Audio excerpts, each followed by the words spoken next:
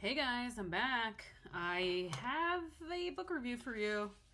I just finished an audiobook called Silver Foxed by Kayla Grosse, Grosse.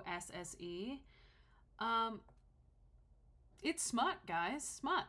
I I've only ever read one other technically smut book that was published in recent years. Like I said, I've read some crazy stuff in the past, but I saw this at the library just on my Libby app. Since I'm doing my Goodreads challenge, I searched by audiobooks less than 5 hours.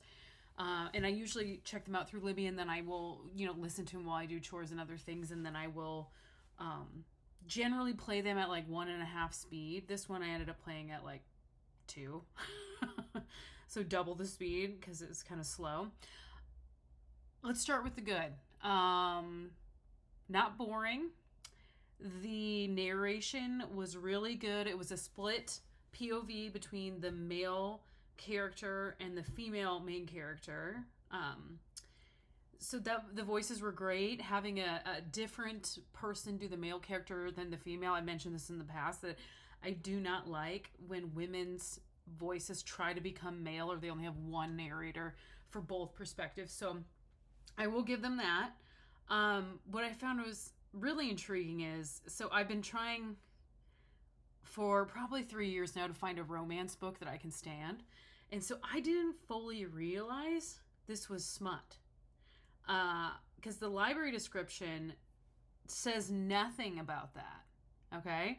And you'd expect from the library, at least I would, that they wouldn't carry smut, but apparently they do. And I wonder who's the one buying this stuff.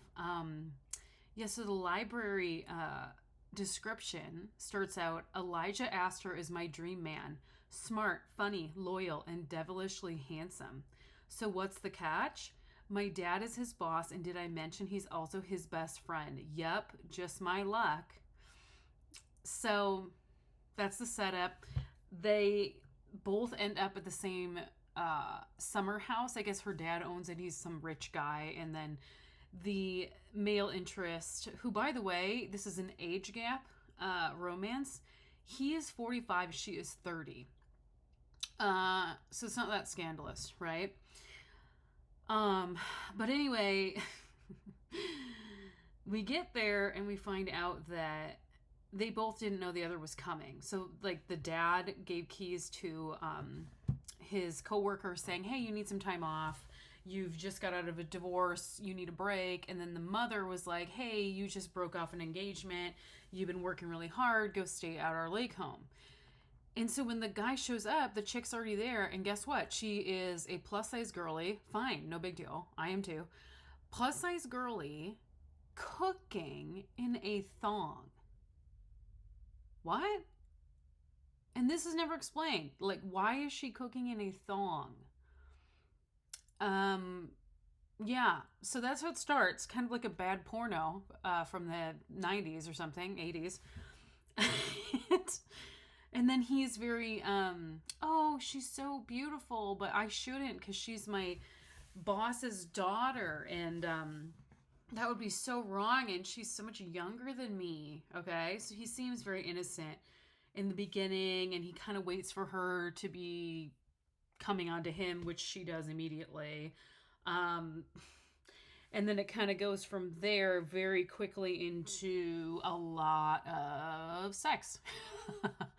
And a lot of him not being the such an innocent guy as he portrays in the beginning, I guess I would say. And she becomes extremely, in my opinion, submissive. Extremely submissive. And it's a lot. And I didn't like it. I'll say that. Maybe I'm just a prude. Maybe I'm just questioning, like, how many books in the library are total smut, okay? Because when you go to the Goodreads page for this book, the first description lines are, Silver Fox is a standalone dad's best friend age gap novella with a plus-size female character guaranteed to bring you all the spice. Okay, so they hint at it. So when I started listening to this book, the author kind of comes on and does a little intro, which the intro was basically, hey guys, by the way, this book, if you're looking for plot, isn't for you. This book is all steam. I like how we use that word as though it's like so cute. This book is steam and low on plot. And then it proceeds to describe, almost in like a porn site way, like all these trigger warnings and what the book is about. And then it was a long list. And then at the end of her intro, she then says, if you want more detail, go to my website. Which, well, okay. I'm also old school, right? I don't like all these trigger warnings. Like, are we that sensitive? I mean, I get why, but it just seemed really excessive to me. I've never read a book that began that way. I've seen a lot of book reviews on Goodreads by Goodreads users that describe trigger warnings. And I guess if you're someone that needs that, then you can find that information there. I just found it was really strange to have it at the beginning of the book. And then to basically say the plot sucks. I know it sucks. Here it is. And good for her. Good for her for getting her bag. Good for her for capitalizing on the market that is all of these greedy women, that like lustful women that need the steamy books in their lives. I mean, good for them. Yeah, I was not into it. I read more for character, and so this was kind of blah. But that said, it wasn't boring. It wasn't poorly written, but it was very over the top, very corny. Like their banter while they're doing different acts is laughable. Like literally laughable. And then at the end, the guy goes back to being kind of a coward, and they end up like going to this dinner with her dad, and then they, have to confess to him like, hey, we were at the lake home together and we did things and fell in love. And of course the dad doesn't like it because he's not an idiot. But yeah, then it goes on to do a epilogue where they basically, sorry, this is spoiler alert, but they basically are together and married and expecting. And throughout the book, we find out that her kink is being a breeder, which, okay. Yeah, so long story short, not for me. I guess no judgment on those that love this kind of stuff and need it in their lives. But do we need this at a library that, like, it's not properly labeled? I mean, if I just read the description, I would have thought this is a romance, like a contemporary romance, rather than like a smut-filled romp of a weekend. So yeah, I guess that's a question, right? I mean, did the book buyer even know? And those of you that do like smut, I'm curious, like, how many smut books have you gotten from the library? Like, are there just tons of them there and I didn't know? I mean, I'm always browsing at the library, and maybe I just don't realize what I'm looking at. And do you think that should be somehow marked so that people know? I mean, when I was a kid, we used to sneak into the library and we used to do something worse, which is read Flowers in the Attic, which has some very questionable relations in it as well. And so maybe that's just like, this is the modern Flowers in the Attic, right? Like, I mean, it was kind of fun, subversive when I was a kid to go do stuff like that and like sneakily read it in the stacks.